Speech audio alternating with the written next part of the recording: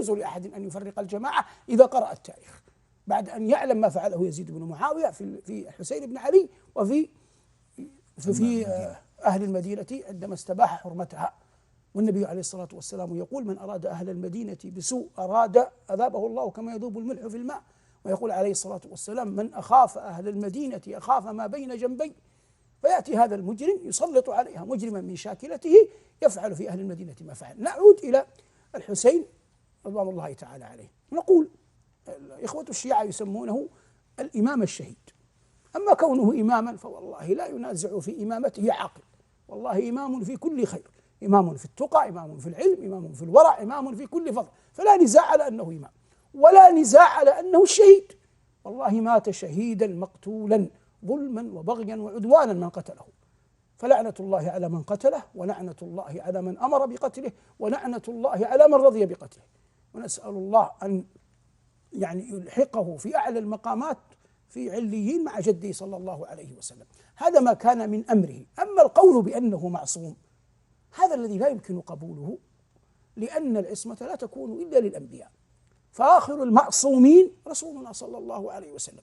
نحن لا نقول بالعصمة لا لأبي بكر ولا لعمر ولا لعثمان ولا لعلي ولا للسبطين الجليلين ولا لأحد منهم، بل نقول إنه أحد خامس أصحاب الكساء، وإنه في مقام عظيم، وإنه في منزلة رفيعة مع جده صلى الله عليه وسلم.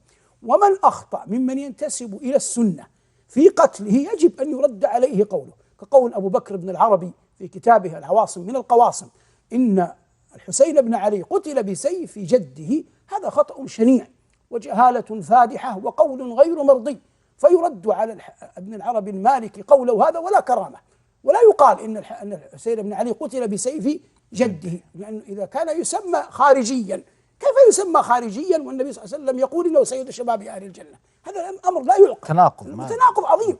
والنبي صلى الله عليه وسلم يقول لفاطمة: إن هذا الابن معك ومع ابنك الآخر ومع علي، أنا وهم في مقام واحد يوم القيامة. كيف وتأتي أن تقول للناس الخوارج كلاب النار، ثم تقول هذا حسين خارجي، ثم تقول للناس من الحسين سيد شباب أهل الجنة؟ تناقض لا يقبل.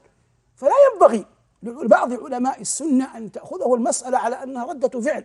هؤلاء آل رسول الله صلى الله عليه وسلم دينهم وحبهم ملة وقربة.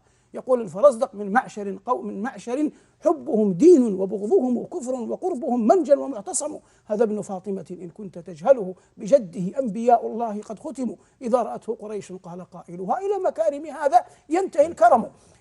فالمقصود من هذا كله بيان ما وقع للإمام الشهيد أبي عبد الله الحسين بن علي عليه وعلى أبويه السلام. بعض العلماء يتحرج في قضية على أن يقال عليهم السلام.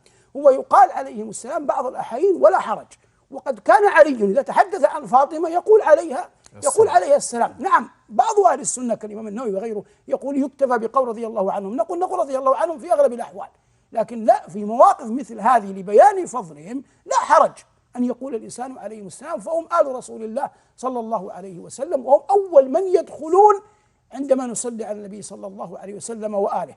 فآله قال بعض العلماء إنهم الأتباع، وقال بعضهم إنهم جميع بني هاشم، وقال بعضهم يدخل فيها بني المطلب، وقيلت أقوال كثيرة، لكن أول من يدخل من كانوا منه صلى الله عليه وسلم، لأن فاطمة من محمد والحسن والحسين من فاطمة، فهم مرضيون أئمة مهديون، لكن لا نقول بعصمتهم ولا نقول بجواز أبدا أن يدعوهم أحد من دون الله.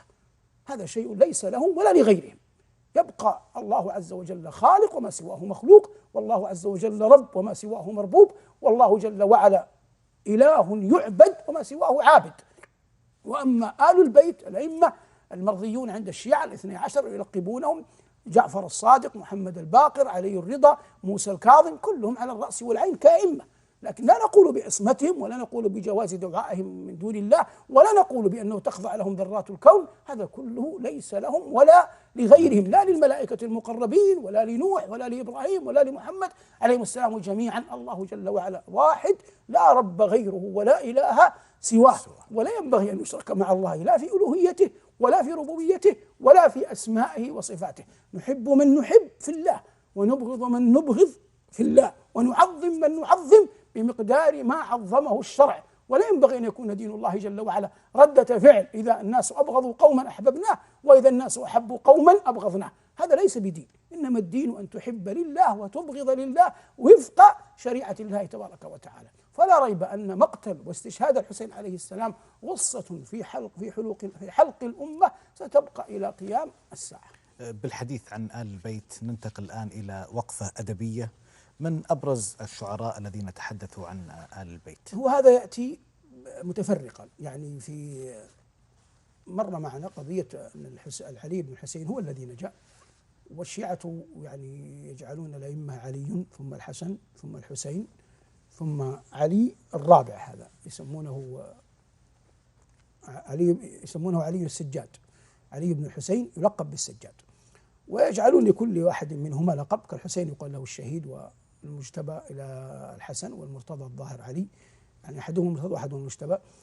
وعلي هذا كان معظما كما تعلم، وأنه حج هشام بن عبد الملك في زمن أبيه عبد الملك بن مروان، فلما رأى الناس يعظمونه ولما جاء يسلم على الحجر تركوه، فقال من هذا كاستسقارا لشأنه، فإذا بالفرزدق يقول هذا الذي تعرف البطحاء وطأته والبيت يعرفه والحل والحرم، هذا ابن خير عباد الله كلهم، وهذا التقي النقي الطاهر العلم، وليس قولك من هذا بضائره، العرب تعرف من أنكرت والعجم، كلتا يديه غياث عما نفعهما تستوكفان ولا يعروهما عدم، سهل الخليقة لا تخشى بوادره، يزينه اثنان حسن الخلق والشيم، ما قال لا قط إلا في تشهده، لولا التشهد كانت لاءه نعم، عم البرية بالإحسان فانقشعت عنها الغياهب والإملاق والعدم، مشتقة من رسول الله نبعته طابت مغارسه والخيم والشيم، هذا ابن فاطمة إن كنت تجهله، بجده أنبياء الله قد ختموا، إذا رأته قريش قال قائلها إلى مكارم هذا ينتهي الكرم.